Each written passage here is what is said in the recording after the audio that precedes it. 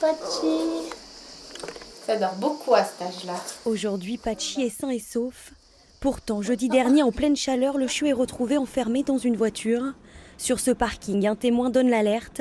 À l'arrivée de la police municipale, l'urgence ne fait plus de doute.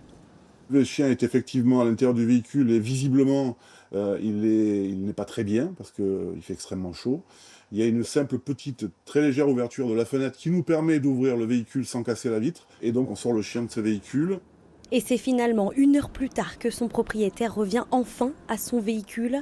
Mais il est incapable de prouver que Patchy lui appartient. Le chiot d'1 mois et demi n'est ni identifié, ni pucé. Oui, on voit qu'il a pris un coup de chaud, le pauvre. Dans une situation comme celle-là, pour les policiers municipaux, c'est tolérance zéro. C'est un enquêteur de police judiciaire qui estimera en fonction de l'audition de l'individu si oui ou non il y a maltraitance. Quoi qu'il en soit, nous, on ne se pose pas cette question. C'est inacceptable, on casse la vitre et on rentre. Dès son sauvetage, Patchy est confié à ce refuge. Trop jeune et pas encore totalement sevré, le chiot est placé sous étroite surveillance. Il a eu une chance inouïe qu'une personne le signale rapidement. Nous, on supporte la chaleur différemment. Il faut savoir que les chiens ne transpirent pas.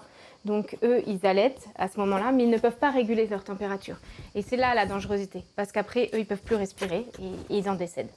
Au refuge, chaque année, l'été est une période sensible où les abandons et les cas de négligence se multiplient.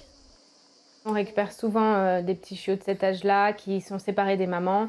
Et c'est régulier, oui, il y a du trafic de ces chiots. Les actes de malveillance envers les animaux sont passibles de 3 ans d'emprisonnement et de 45 000 € d'amende.